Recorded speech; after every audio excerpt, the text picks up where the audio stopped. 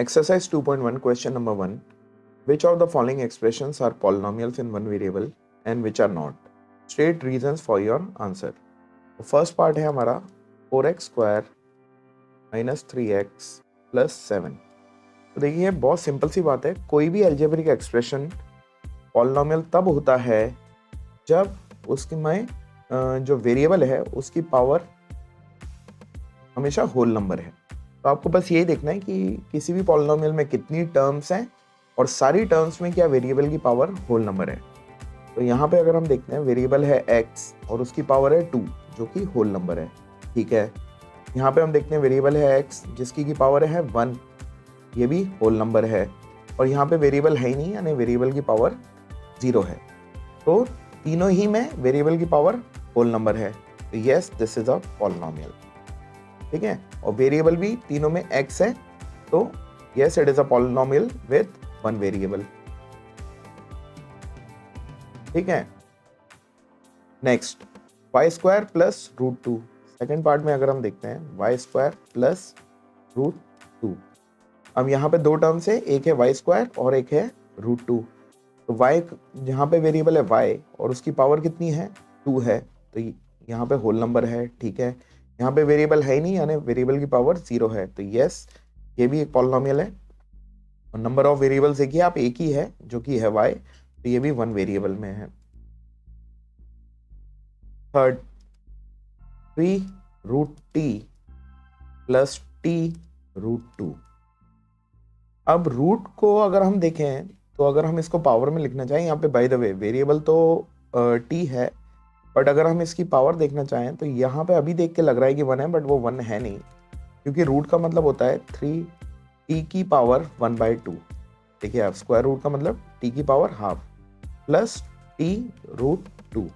अब इसको हम देखते हैं तो यहाँ पे वेरिएबल है टी और उसकी पावर है 1/2 जो कि होल नंबर नहीं है. यहाँ पे वेरिएबल टी पावर है 1, वो होल नंबर है.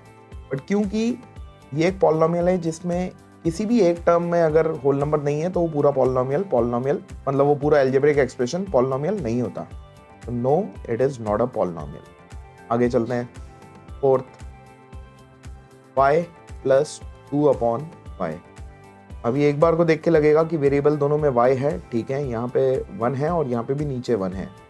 तो आप गलती मत करना, ये पॉलिनोमियल नहीं है. क्यों? क्योंकि जब आप इसको लिखोगे तो y तो एज इट इज रहेगा. ये है 1/y. अब हम जानते हैं एक्सपोनेंट्स में 1/a⁻m जो होता है वो होता है a⁻−m. ये लॉज ऑफ एक्सपोनेंट्स है. तो इसको मैं अगर देखूं तो ये क्या है 2 मल्टीप्लाई बाय 1/y. और इसको जब मैं लिखूंगा प्रॉपरली तो ये हो जाएगा y प्लस 2 इंटू 1/y को मैं लिखूंगा y की पावर 1 है. तो 1/a की पावर 1 विल बी a की पावर -1. यहाँ पे 1/y की पावर 1 विल बिकम y की पावर -1. अब यहाँ पे तो होल नंबर है, y की पावर 1 है, बट यहाँ पे -1 है जो कि होल नंबर नहीं है. तो ये भी पॉलिनोमियल नहीं है. ठीक है, फाइनली फिफ्थ लास्ट x की पावर 10 प्लस y की पावर 3 प्लस t की पावर 50. अब हम देखते हैं इसमें 3 टर्म्स हैं. यहाँ पे वेरिएबल है x, पावर होल नंबर है n. ठीक है, दूसरी टर्म है y, पावर होल नंबर है 3. ठीक है, और तीसरी टर्म है t की पावर 50, वेरिएबल t है और पावर 50 है, ये भी होल नंबर है. तो ये एक पॉलिनोमियल तो है. Yes, it is a polynomial. But question में हमसे जो मांगा गया है ना, वो मांगा गया है कि इनमें से देखिए कौन कौन से पॉलिनोमियल्स हैं वन वेरिएबल में. यहाँ पे वेरिएबल कौन कौन से हैं, x है, y है और t है. तो ये पॉलिनोमियल तो है बट 3 वेरिएबल्स में. तो yes, it is a polynomial but with 3 variables. I hope it is clear. Basics हैं पॉलिनोमियल के, ये हमको आना चाहिए. बस ये याद रखना है कि वेरिएबल की पावर होल नंबर होनी चाहिए. Next question, right the coefficients of x square in each of the following. तो कोफिशिएंट्स वो होते हैं वो कांस्टेंट्स जो किसी भी टर्म्स में, जैसे यहाँ पे x स्क्वायर है तो x स्क्वायर के साथ जो कांस्टेंट मल्टीप्लाई हो रहा है. देखिए आप, इसको मैं ऐसे एग्जांपल से समझाता हूँ. फर्स्ट पार्ट है 2 plus x square plus x. अब आप देखिए x स्क्वायर के साथ क्या कांस्टेंट मल्टीप्लाई हो रहा है, कुछ भी नहीं है. यहाँ पे कुछ भी नहीं है का मतलब ये 1 से मल्टीप्लाई हो रहा है. तो x स्क्वायर का कोफिशिएंट है 1। देखिए आप इसको ऐसे लिख सकते हो, 1 सेकेंड, आप इसको ऐसे लिख सकते हो 2 plus 1 multiply by x square plus x. तो एक्स स्क्वायर किससे मल्टीप्लाई हो रहा है? 1 से, तो कोफिशिएंट कितना है उसका? 1। Second part 2 minus x square plus x cube. अब आप देखिए एक्स स्क्वायर वाली टर्म हमको सब में एक्स स्क्वायर का कोफिशिएंट निकालना है, बाकी किसी का नहीं निकालना। तो एक्स स्क्वायर किससे मल्टीप्लाई हो रहा है? यहाँ पे माइनस है यानी -1 से मल्टीप्लाई हो रहा है। इसको आप चाहोगे तो ऐसे लिख सकते हो 2 plus -1 times x square plus x cube. तो इसका कोफिशिएंट क्या है? एक्स स्क्वायर किससे मल्टीप्लाई हो रहा है? -1, तो इसका कोफिशिएंट है -1। Third pi by 2 times x square plus x. अब देखिए एक्स स्क्वायर किससे मल्टीप्लाई हो रहा है? पाई क्या होता है? 22/7 या 3.14, तो एक नंबर है, रियल नंबर है, real number divided by another real number which is 2, तो ये भी एक रियल नंबर बन के आएगा ओवरऑल। तो एक्स स्क्वायर किससे मल्टीप्लाई हो रहा है? पाई बाई 2 से, तो इसका कोफिशिएंट क्या है? Pi by 2। Alright, next fourth √2x - 1। अब यहाँ पे एक्स स्क्वायर वाली कोई टर्म ही नहीं है, और कोई टर्म ही नहीं है तो उसका कोफिशिएंट क्या हो जाएगा? I hope it is clear to everyone. Next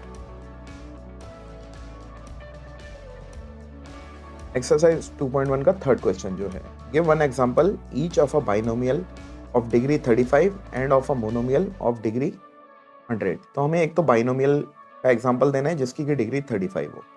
तो बाइनोमियल मतलब ऐसा पॉलिनोमियल जिसमें 2 टर्म्स हो। तो अगर हम लिखें इसको इस तरह से लिख सकते हैं, और डिग्री कितनी होनी चाहिए? 35। तो देखिए मैं पहले एग्जांपल ले लेता हूँ, फिर उसको एक्सप्लेन कर दूंगा। तो बाइनोमियल ऑफ डिग्री 35। तो सपोज करिए मैं एक ऐसा पॉलिनोमियल बना रहा हूँ जिसमें की वेरिएबल है x, तो मैं उसको लिख सकता हूँ x की पावर 35 प्लस कुछ भी लिख सकते हो आप, प्लस x लिख दिया या प्लस कोई कांस्टेंट लिख दिया, लेट्स से मैं ये 7 लिख देता हूँ। अब मैं देखिए ये जो बनाया है यहाँ पे क्या है? ये बाइनोमियल है। क्यों? क्योंकि इसमें 2 टर्म्स हैं, एक है x की पावर 35 और एक है +7। तो 2 टर्म्स हैं, तो ये हो गया बाइनोमियल, एक काम हो गया। दूसरा, इसकी डिग्री देखनी है। डिग्री क्या होती है? आपके पूरे पॉलिनोमियल में जो आपका वेरिएबल है उसकी हाईएस्ट पावर कितनी है। हर टर्म में, सारी टर्म्स को अगर मैं कंपेयर करूं तो वेरिएबल की ओवरऑल हाईएस्ट पावर कितनी है, वो डिग्री होती है पॉलिनोमियल की। अब यहाँ पे मैं देखता हूँ इस टर्म में वेरिएबल है x और उसकी पावर है 35। तो और इस टर्म में क्या बोलते हैं, वेरिएबल है ही नहीं, तो यहाँ पे वेरिएबल की पावर है 0।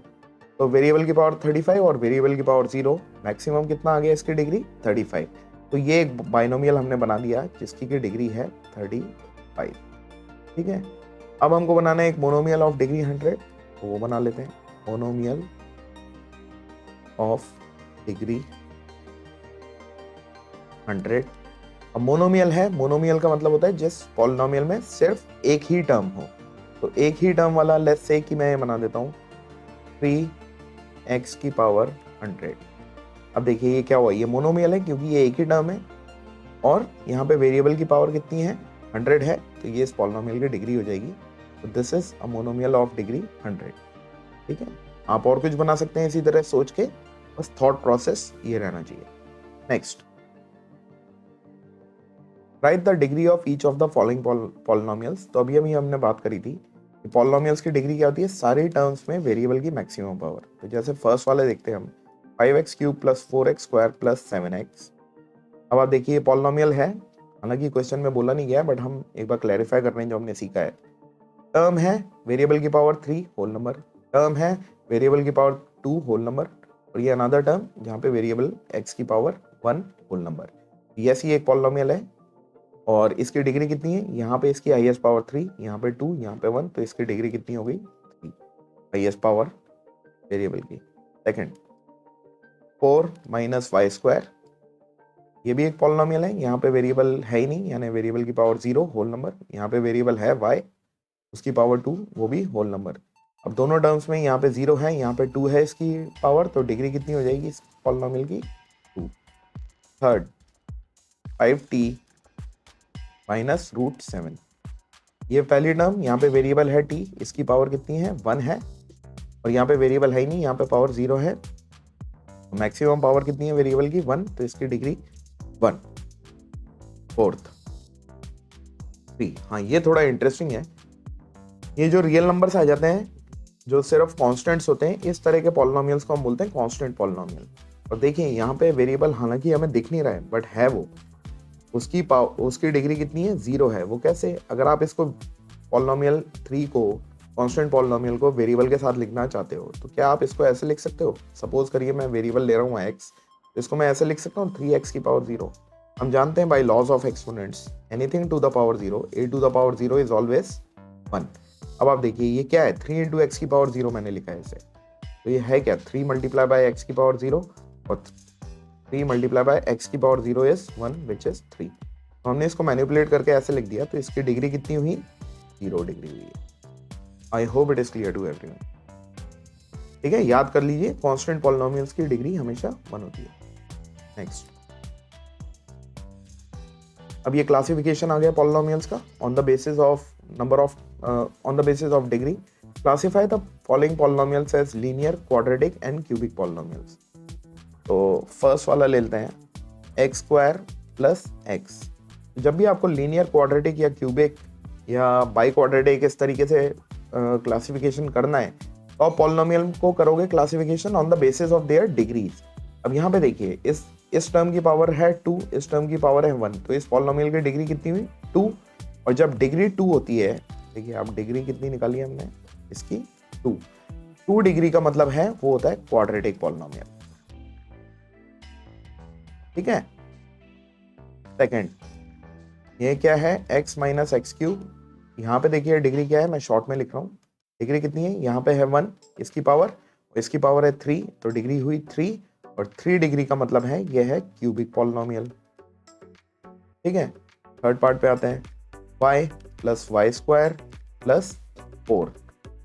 यहाँ पे देखिए इसकी डिग्री, y है वेरिएबल, डिग्री 1, यहाँ पे y की डिग्री पावर 2, और यहाँ पे y है ही नहीं यानी पावर 0, तो 1, 2 और 0, तो डिग्री कितनी हुई इसकी, 2।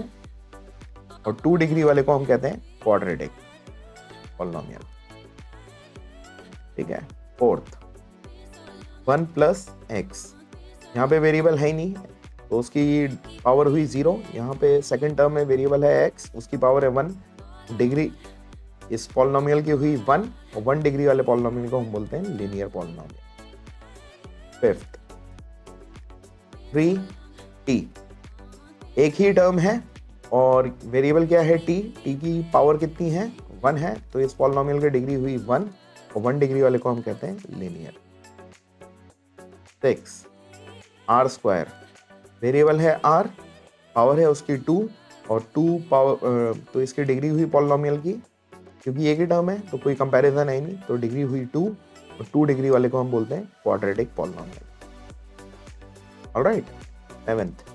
7x क्यूब, यहाँ पे भी एक ही टर्म है, वेरिएबल है x की पावर है 3, इस पॉलिनोमियल की डिग्री हो गई 3, और 3 डिग्री वाले को हम बोलते हैं क्यूबिक पॉलिनोमियल। ठीक है। एक चीज में कंफ्यूजन मत होना, देखिए मैं आपको एग्जांपल से समझा देता हूँ। जब भी आपको linear, quadratic, cubic, by quadratic इस तरीके से क्लासिफिकेशन करना है तो ये नंबर ऑफ टर्म्स पे डिपेंड बिल्कुल भी नहीं करता है।